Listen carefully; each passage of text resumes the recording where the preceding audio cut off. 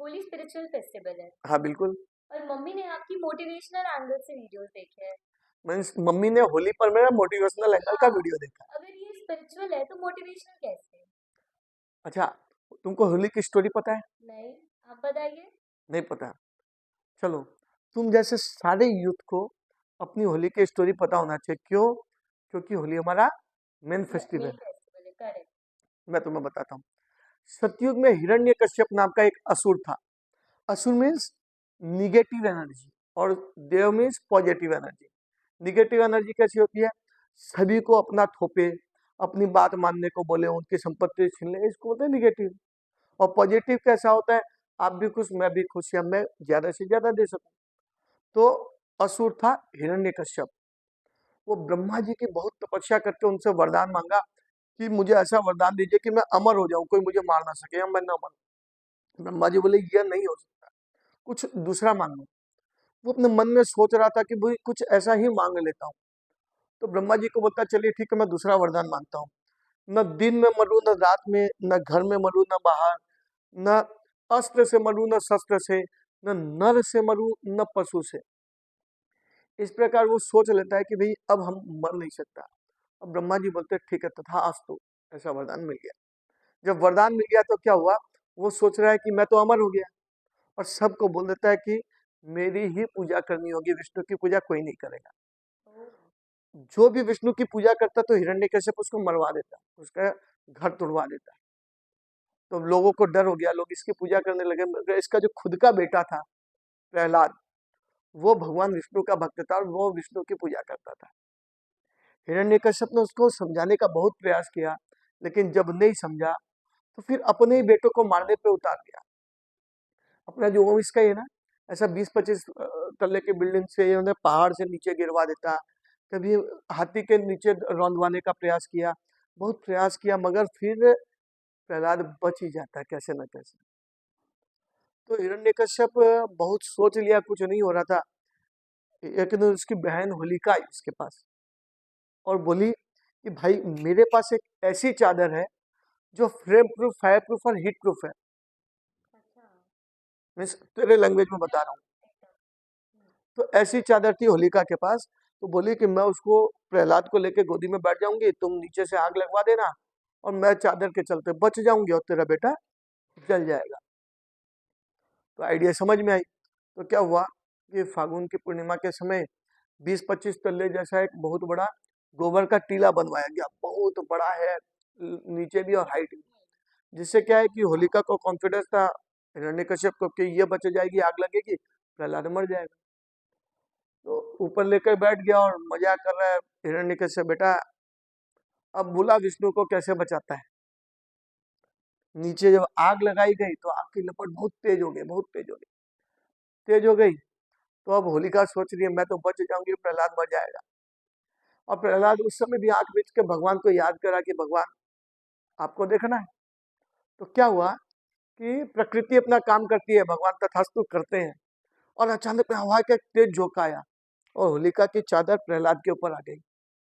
अब flame proof, fire proof, heat proof equipment कहाँ है? प्रहलाद के सही, पास। हाँ। होलिका, तो होलिका जल गई और प्रहलाद बच गया। बोलो भक्त प्रहलाद की। जय। तो हुआ क्या कि जब सुबह लोगों को पता चला तो लोग उसी छाई से एक दूसरे के साथ आनंद कर रहे, उत्सव आनंद मना रहे हैं कि एक आसुरी शक्ति का विनाश हुआ, दैवी शक्ति की विजय हुई। तो इससे भी एक मोटिवेशन मिलता है। कैसा? ये मोटिवेशन ऐसा है कि कितने ही पॉइंट थे हिरण्यकश्यप के पास में, होलिका के पास में कितना पावर, लेकिन यदि हम सही हैं तो प्रभु हमारी रक्षा करते हैं। हमें अवसर मिलते, बस हमको खुद को तैयार रखना पड़ेगा। ये हुआ। इसके बाद क्या हुआ? इसके बाद भी वो नहीं मान रहा हिरण्यकश्यप, अपने बेटे को मरवाने की अनेक कोशिश कर रहा था। तो क्या हुआ कि एक दिन एक महल के पिलर के से बांध दिया अपने बेटे को और बोला कि अब एक काम कर, गदा से मार रहा है, कोई चीज से मार रहा है, सैनिकों को बोला इसको मारते रहो। उसको बोला अब बुला अपने विष्णु को, तेरी रक्षा कैसे करता है। और प्रहलाद जो है भगवान विष्णु को ध्यान रहा है, ध्यान कर रहा है, ध्यान कर रहा है, ध्यान कर रहा है। हिरण्यकश्यप बोलता है कि आज यदि विष्णु नहीं आए तो मैं तुम्हें मार डालूंगा। और अचानक में भगवान विष्णु खंबा फाड़ के प्रकटे होते हैं। और ये दूसरे दिन की घटना है, नरसिंह चतुर्दशी बोलते हैं, लेकिन तुमको मोटिवेशनल एंगल बता रहा हूँ। तो क्या हुआ, ये भगवान विष्णु को देख करके हिरण्यकश्यप तो डर गया, लेकिन अभी भी उसको कॉन्फिडेंस था, क्या, वरदान। ओह। तो वो बोलता है भाई विष्णु मेरा क्या बिगाड़ सकता है, मेरे पास तो किसका वरदान है, सुप्रीम पावर हाँ। ब्रह्मा का। तो इस कॉन्फिडेंस में विष्णु को फिर बोलता है क्या हो जाएगा। तो हम लोगों के साथ होता है, जब भी सामने कोई पावरफुल चीज है, अभी लास्ट वीक तेरे साथ हुआ था, अंकल मेरे को सॉल्यूशन नहीं मिल रहा है, तो मैं क्या बोला, एक एक पॉइंट को वापस से सोचो, सामने वाले की सिचुएशन चेंज नहीं होनी, चेंज किसे करना है, हमें करना। हम यदि ये सोच के बैठ जाए ना कि भगवान ठीक कर देंगे, चलो हम ऐसा कर लेते, स्पिरिचुअल होना चाहिए, भगवान पे भरोसा होना चाहिए, मगर कर्म में पीछे नहीं रहना। तो जब तुम एक एक पॉइंट वापस सोची तो सॉल्यूशन मिला। वैसे ही हिरण्यकश्यप का पावर कहीं कम नहीं होने वाला था। हुआ क्या, उसके पास जितने पॉइंट थे वो सब पॉइंट कवर हो रहे हैं। तो नरसिंह अवतार में भगवान विष्णु ने क्या किया, उसको पकड़ा, गोदी में बैठाया, कहाँ पर, घर की देहली पर।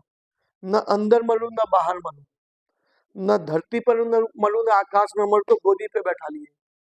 अच्छा। न नर से मरू न पशु से मरू।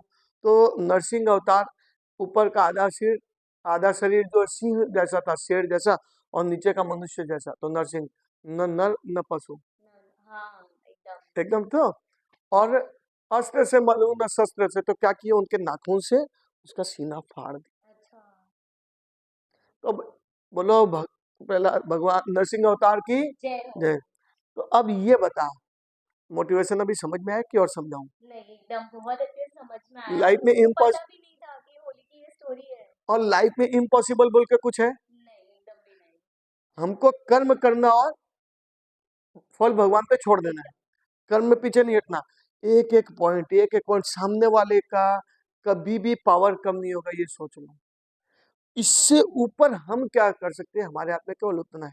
तो भगवान विष्णु ने उसके सारे वरदान एज इट इज रखते हुए उसका काट खोज करके निकाला, उसे मारा। क्या बात है। तो कैसी लगी स्टोरी, बहुत अच्छी।